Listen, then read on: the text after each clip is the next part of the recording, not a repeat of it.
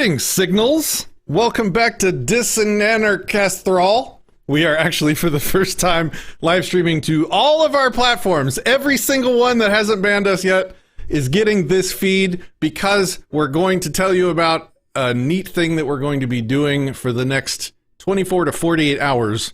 We're going to be streaming something cool for the voting thing. And this stream is to tell all of our audience everywhere across the globe exactly what we're going to be doing and how you guys can actually help in a really cool way. So that's why we're streaming to everything all at once today, because we want everybody to know about it so that they can get involved if they want. And because this stream wasn't advertised, this is like a last-minute surprise stream, I brought in my partner in victimless crime, Kason, to help me talk through this. We're going to talk through what we are about to do. We're about to kick off a 24 to 48 hour long stream, and we'll get to the details of what that means in a little bit. But because this is an unscheduled, unplanned live stream, we're going to talk through some other things before we get to the meat of that, just to let people kind of filter in and join. So this video is going to be discussing the morality of voting. It's going to be giving you updates. Well, I guess we'll start with updates. Hi, Kason. I didn't even give you a chance to talk. Hey, everybody. This is my partner in victimless crime, Kason. Hi, Kason. Hello, everybody. Good to be here. So we're gonna begin by announcing that our newest audiobook, No Treason: The Constitution of No Authority by Lysander Spooner, is about to be published. You will see that published on the Disenthrall channel. It was produced at the same quality level that all of our other audiobooks that end up on Audible. So it's a full production quality, high end. Many hours were put into it to make it high quality for you audiobook. It will not be on Audible for some really dumb copyright rules that Audible has around public domain works.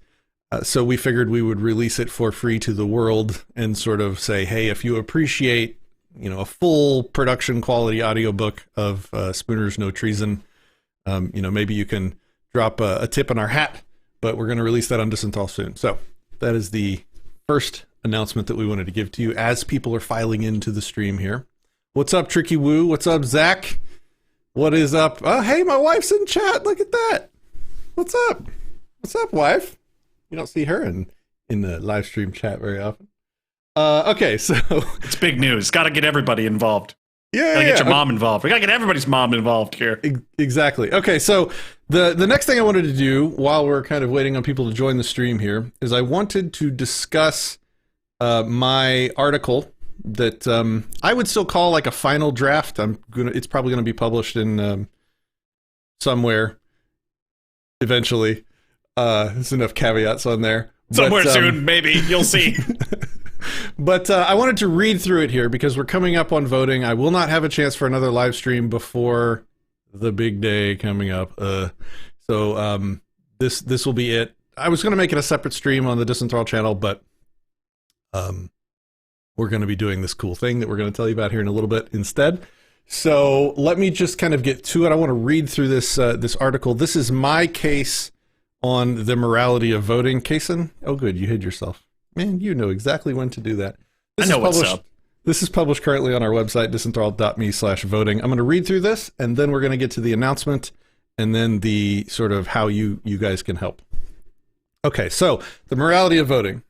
In the mixture of people that self-identify as libertarian, anarcho-capitalist, voluntarist, or agorist, voting is a very hotly debated activity. There are the more subjective, shame-based arguments that point out the disgustingness of playing the state's game in begging for a little less tyranny as a slave might beg their master for less whippings.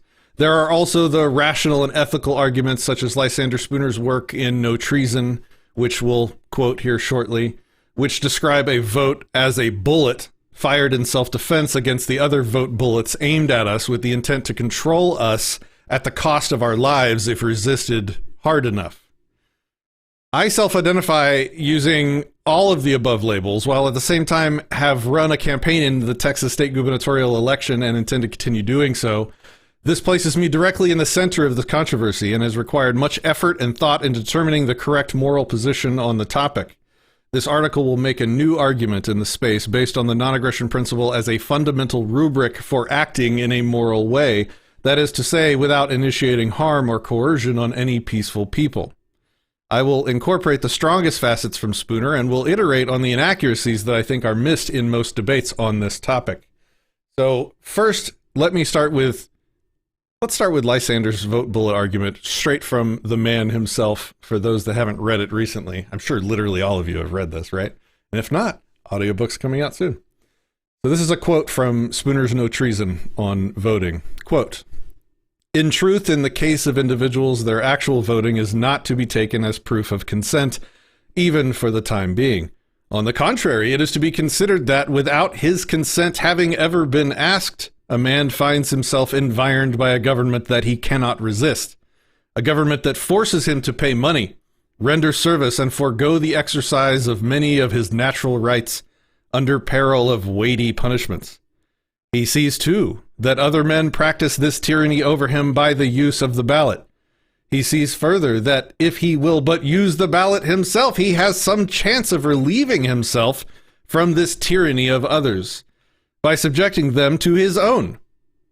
In short, he finds himself without his consent so situated that if he use the ballot, he may become a master. If he does not use it, he must become a slave. And he has no other alternative than these two. In self-defense, he attempts the former.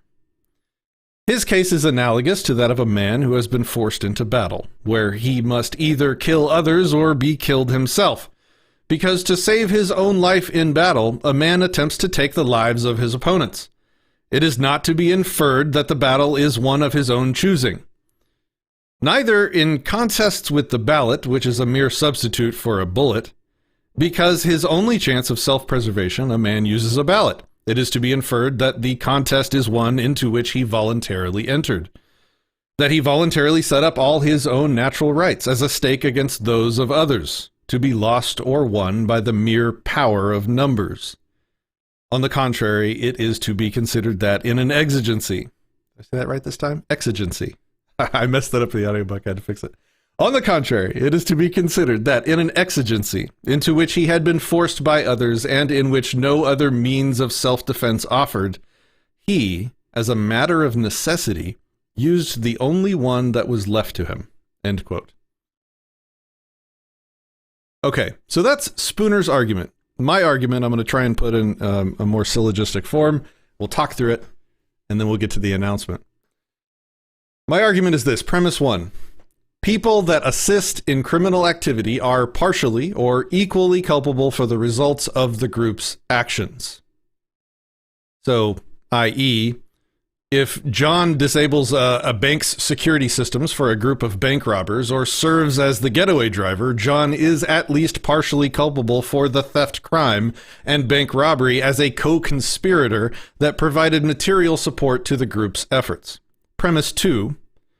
Voting for a candidate has the effect of assisting them in winning office and gaining coercive power over innocents and/or access to resources for harm and coercion. Voting provides material support to the effort of political crime. Conclusion. If the supported candidate is subsequently elected and those powers and resources are used to create innocent victims and to coerce, the person that voted for the candidate is at least partially culpable as a co-conspirator in the creation of innocent victims and for their coercion. So that is my argument. Now let's kind of talk through it. Now, this section is called Vote Grenades, and I consider this to be a better analogy than Lysander Spooner's Vote Bullets, a more accurate or precise analogy. The article says, Spooner is very right that someone voting is not an affirmation of consent to be controlled by government. Spooner is very right that people use government guns to force their ideas and way of life onto us. Spooner is very right that there is nothing wrong with attempting to fire the exact same government guns back at the people trying to fire them at you. However, the lever that is missing and that invalidates the claim of self-defense in Spooner's Vote Bullets analogy is that there is no ballot trigger we can pull that will launch defensive vote bullets only at those firing offensive vote bullets at us. You cannot call an action self-defensive if it creates new, innocent, peaceful victims. Most votes are more like grenades that explode, harming everyone in the room you throw it at, aggressors and innocent bystanders alike. The collateral damage can be so far-reaching that it's frequently impossible to quantify. People vote bulleted for the anti-war candidate Obama and helped a man gain power that was used in the murder of between a few hundred and a few thousand non-combatants and children. And those victims weren't even given the opportunity to send vote bullets back at him because they weren't even in the country. Other people vote bulleted for Trump to keep Hillary Clinton and her leftist socialistic policies away, and helped a man get government power, which he then used to coerce the owners and employees of General Motors to produce more ventilators than they otherwise were for the COVID situation. So not only are voters not getting the government guns pointed in the direction they're wanting, but in the attempt, they are creating collateral damage the world over. Consider the following analogy. There is a group of men with guns, we'll call them G, and 3 groups of slaves, we'll call them R, D, and N. Republican voters, Democrat voters, and non-voters. The group that Spooner missed in his 2 options. You get to choose one of the 3 slave groups to be in. Group R points G's guns at the D's and the N's to get what they want. Group D points G's guns at the people in Group R and at N to get what they want. Group N doesn't point G's guns at anyone. This is the group not considered in Spooner's argument. The question is, which group is peaceful and which are aggressors? Which group is the moral one to stand in? We can easily grant that G is ubiquitously evil, of course, and is the prime issue. But as for the slave groups competing over the coercion, there is one that is unique in that they are not creating new victims of people not already attempting to coerce them. Group N. Groups R and D are caught in a mutual offense self-defense scenario, a scenario which shouldn't even be possible except through intergenerational coercion facilitated by G, which makes it possible for both groups to be subjected to coercion from the other since birth. We can't point to a member of one or the other and determine who initiated the aggression. They are both actively participating in it while also claiming self-defense from the very real aggressions of the other. Neither R nor D can complain about others pointing guns at them because such a defense would be precluded by their own commissions of the exact same aggressions. It is obviously self-contradictory to complain that someone is committing the exact same crime you are presently inflicting upon them. Group N, however, has every right to complain about it, about R and D. In the process of their war for control of power, or even in their attempts at self-defense, these groups are pointing G's guns at N as well, creating new innocent victims out of people that have never threatened or coerced them. In their attempts to defend themselves from each other, they are helping G create more coercion and destroy more property. The N's might really like to defend themselves from the R's and the D's. They might really like to. But there is no lever in democracies to pull that restricts their vote bullets to only hitting other voters attempting to coerce them. The only available option is to join in with the R's or the D's in their actions that harm everyone, including other N's, or to not get involved at all. Okay, what about the L's? This is something that people always scream to me when I make this point to them. Some might be screaming about the L's at this point and wondering where they are in the analogy. Well, first, they're not in the analogy because they aren't currently winning any power anywhere, so it would have just convoluted the analogy. Second, most libertarians, air quotes, running for office, have barely a passing acquaintance with the principles behind the label. If most of them ever actually won power, something that would be contradictory to libertarianism in and of itself, they would be creating victims out of the N's no less. Okay, maybe a little less than the R's and the D's, Most Libertarian Party candidates support at least some elements of aggression spanning the entire spectrum of political coercion, from the existence of a non-consensually funded military, the reduction and even abolition of private property rights, state border enforcement, even some forms of taxation, like my opponent Mark Tippett did in the 2018 Texas gubernatorial race where he won the nomination, to even socialized healthcare, like my opponent Kathy Glass touted in that same race. These are Libertarian Party members, right? Most L options have their supporters still assisting in aggressions. Finally, let's talk about exceptions to my argument. Going back to the syllogism at the beginning of this article, let's look at problems commonly raised and see if there are any exceptions. Premise 1. What are the problems that we could find with premise 1?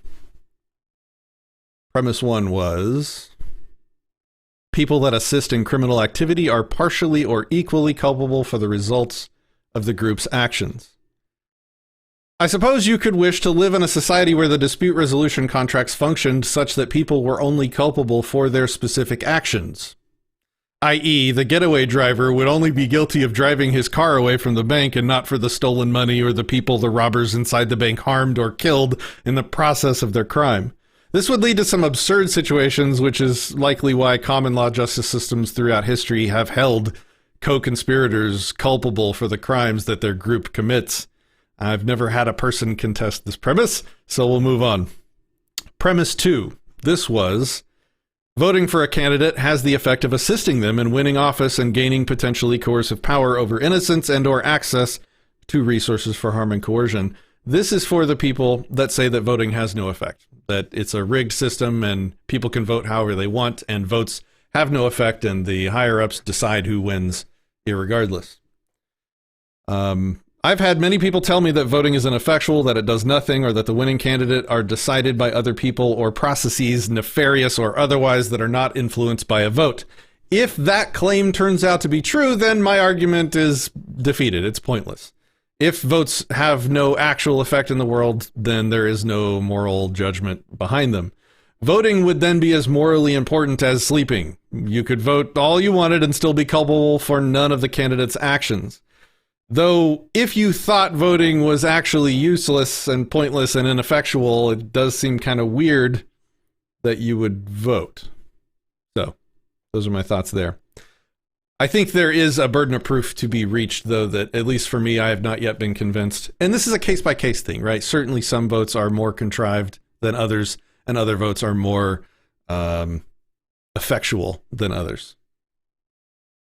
So are there exceptions to the conclusion? Well, there are two exceptions or objections that can, let's see, what did I say? There are two objections or exceptions that can provide for a vote that does not run afoul of this syllogism, and one that fails. Number one, the supported, voted for candidate does not win.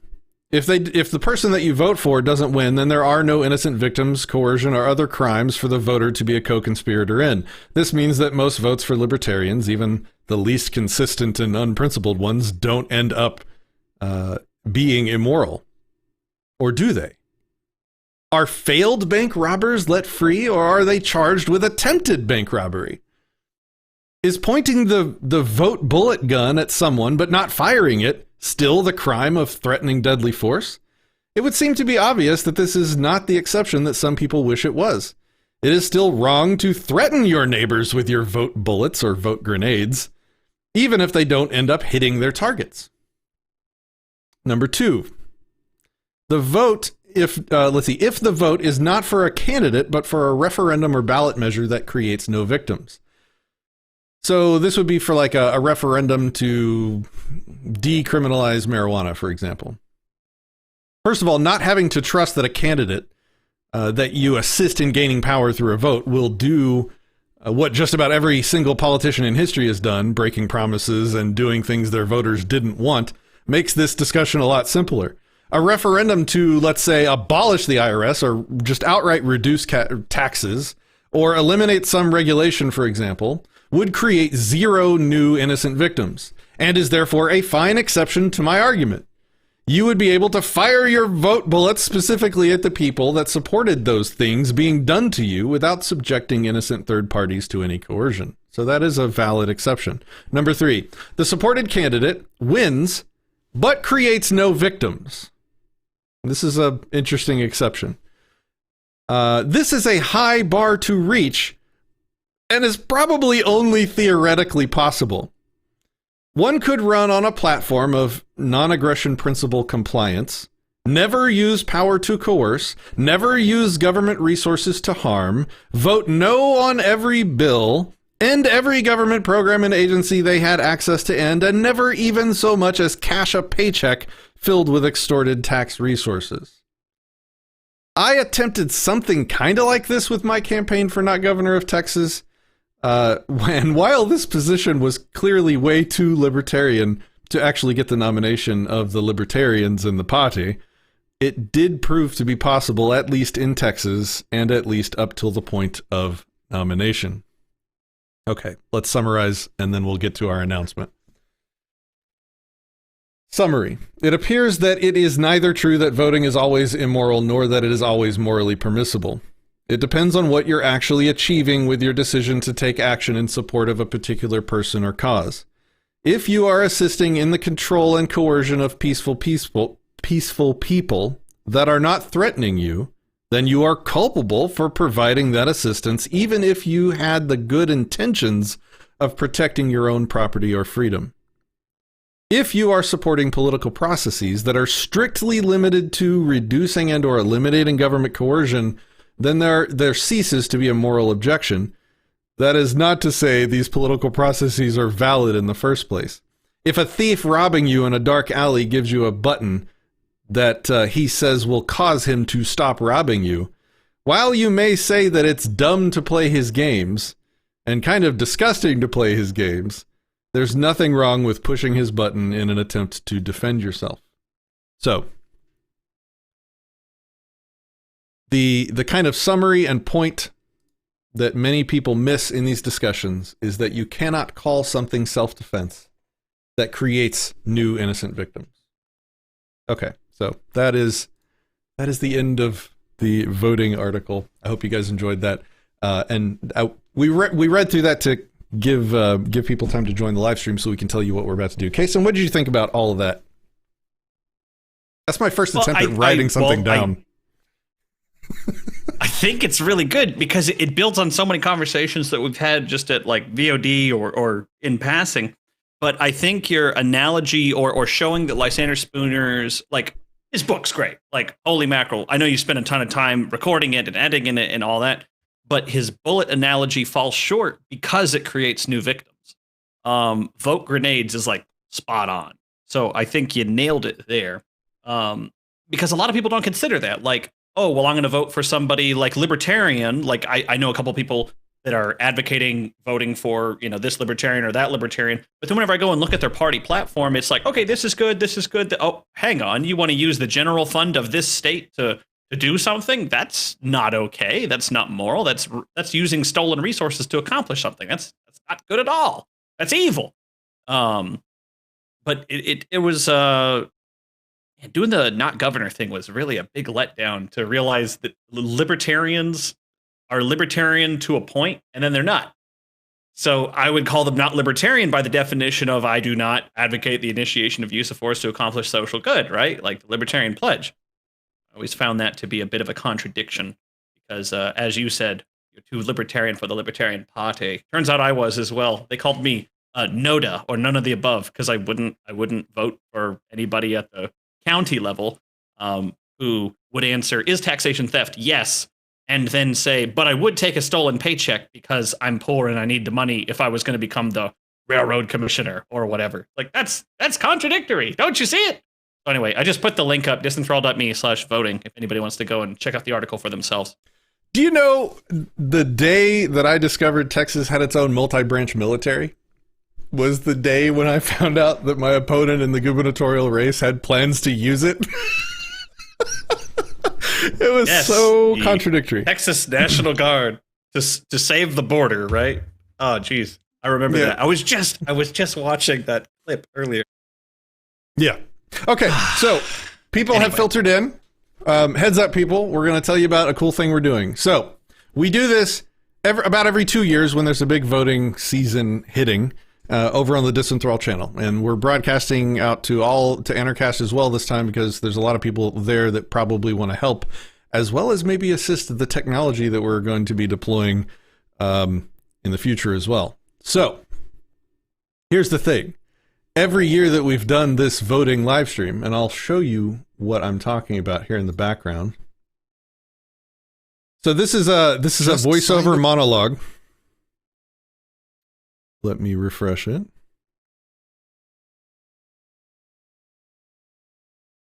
For them. But that's okay. You were just trying to buy time to change a few more hearts and minds, to finally get the government under control. So you try again. And your Second Amendment defending red-blooded American candidate makes felons out of anyone and everyone with the wrong rifle accessories by presidential executive order fiat. But that's okay. You just wanted someone that could go after the deep state. So you try again. And your guy allows even pettier, unelected tyrants to... Okay, so it's a series of paragraphs that were written by a bunch of our viewers that make the case over a very long live stream, sort of the futility of the normie voter. They always have the same excuses to continue trying to vote. And it never works. In fact, almost every time, something else is made worse. Even the thing that they were trying to prevent by voting is made worse. So this stream is something that the big tech companies really don't appreciate. Just think about it. How much have all of you been spammed over the past month by every single tech company and website and app that you log into or open to remember to go vote? Remember to vote. Make sure, go find out where your polling places are. Here's a handy, helpful link. Oh, and click this link to tweet out that you voted. Like, how many of you are sick and tired of being spammed by literally every piece of technology that you hold an interface with to go vote right now? How many of you? So what we do every couple years is this live stream that sort of speaks against it. It shows the futility of voting. It shows, it's meant for the normies to see. It's a looped video that just sort of makes the case. So you try again, and your idiot candidate ends up just playing golf and tweet-provoking and other nuclear superpowers. But that's okay, because you were just happy to see all the right people mad at him getting elected. So you try again. And your guy doesn't even try to pardon all the people convicted of so-called victimless crimes, even though it's the one thing that he can unilaterally do under this justice system. Anyway, so it's this never-ending stream of, so you vote again, and it doesn't work. But that's okay, because bullshit excuse. So you try again, and it doesn't work, and it makes things worse. But that's okay, because of some other bullshit excuse that people tell themselves. And every 2 years, every 4 years, they do it again and again and again. And this live stream is good at illustrating that for people. And so every voting season, we stream it on loop for at least 24 hours straight. 2 years ago, we did it. Facebook took the stream down within 4 hours. They don't like this one, guys. So here's the problem that we run into. They don't like this one. All these tech companies are spending a lot of resources right now spamming all of you to try and get you to vote. And this is kind of showing you how dumb that is, right? So they don't like it. They take it down. So how do we get around that? Well, we're trying something new this year. And we're going to tell you how to do it with us.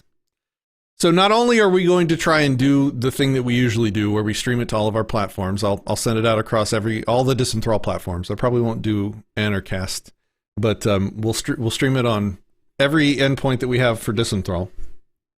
And we are providing you files that will allow you to very quickly and easily configure your own piece of software on your computer to grab a copy of our stream and stream it, sort of re-stream it to your own profiles.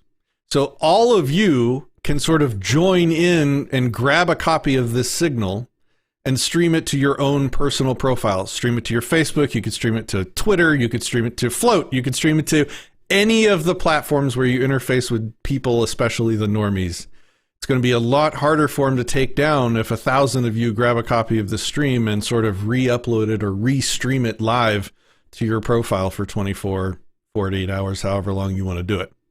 So rather than us just being the single point of failure that can be silenced, we're going to try and see if we can prevent them from stopping the signal by giving you guys a copy or an ability to hook into the stream and restream it.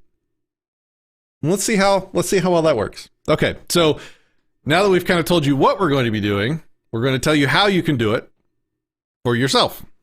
Kaysen's going to help me here as well.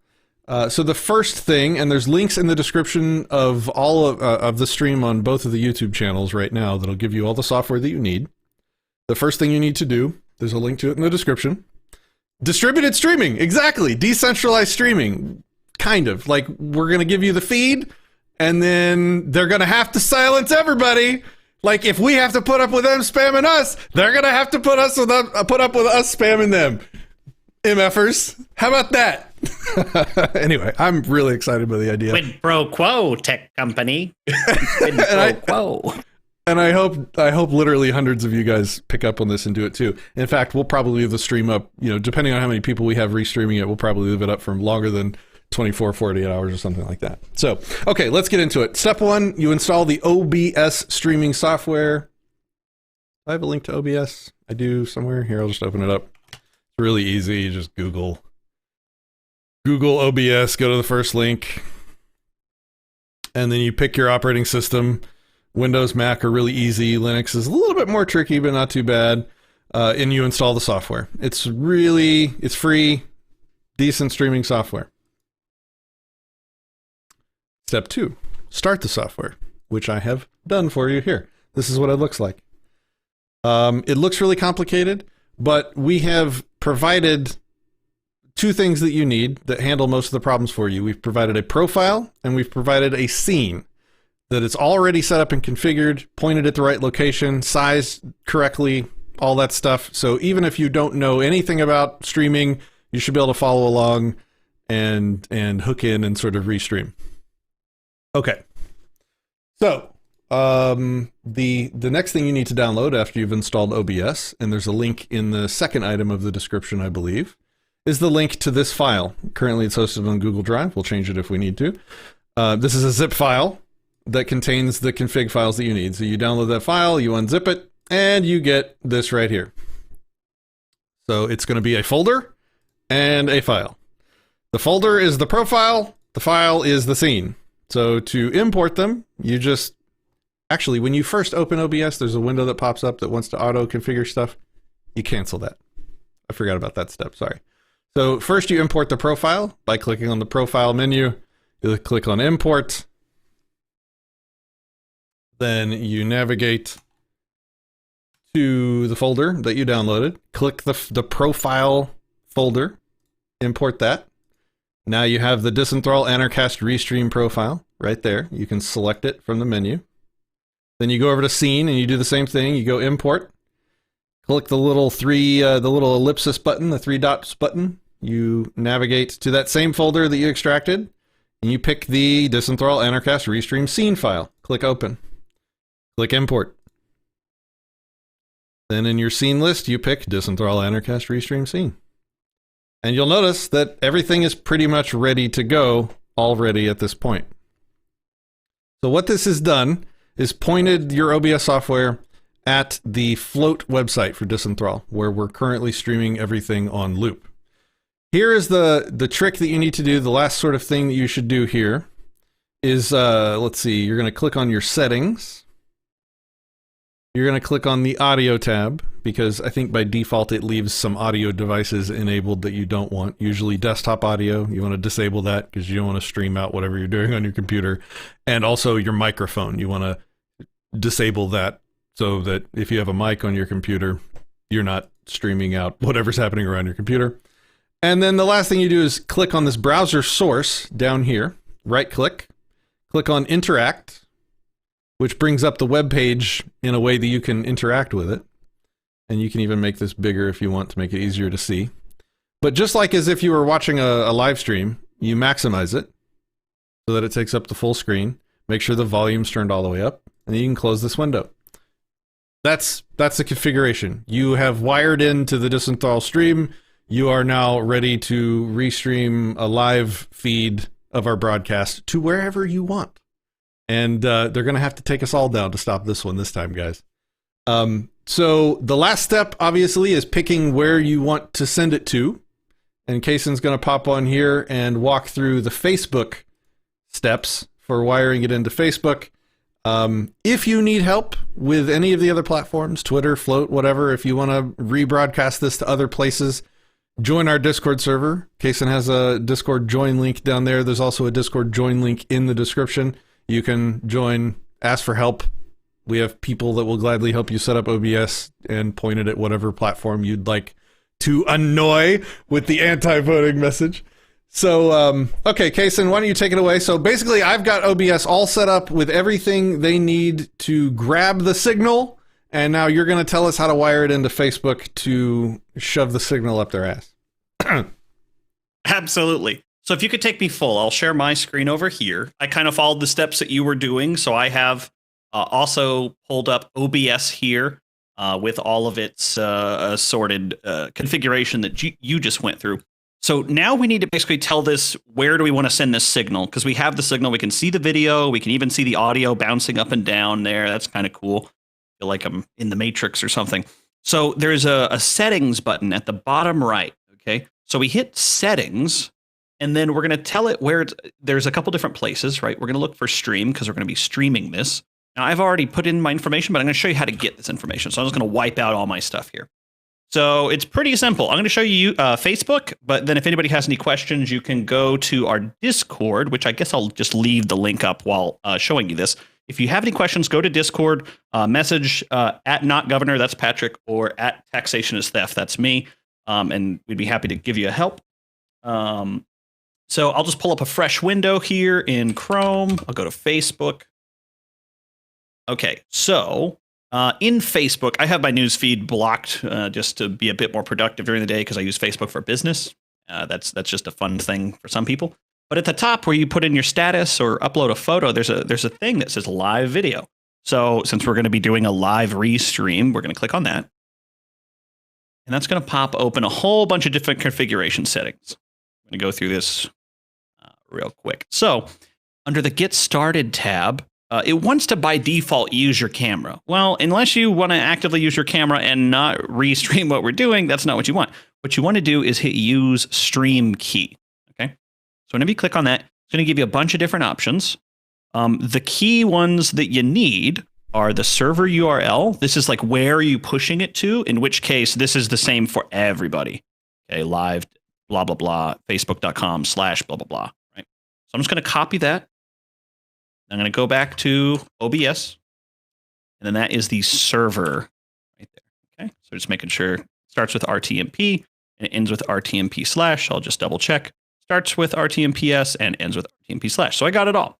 And then the second part is to grab like the stream key. Think of this more like a password.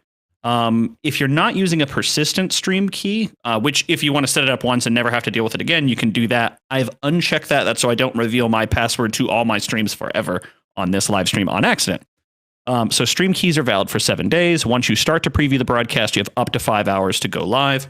So I'm just going to copy all and plug that under stream key. And I won't show that, but normally I would verify the last 2 characters or whatever in the first couple characters just to make sure I grab the whole thing. Then we just hit apply at the bottom right, and that's going to apply the setting inside of OBS. So it doesn't look like anything happened, but because apply grayed out, that means that it did take what we just plugged in. Potentially, whenever you first start OBS, it may point to something other than custom at the very top. Just make sure it's on custom, because if you try to wire it in through something else, it may be a different config, and I wouldn't mess with that. So then we just hit OK. And then it's pretty simple. We just hit start streaming. Now, it's not live yet, and I'll show you how we know. Okay, so it says connecting live video at the bottom right. Also, if I scroll up, what it should do is create a preview window. Allows me to look at it, check the quality, etc. You can't shut us all down. And then also,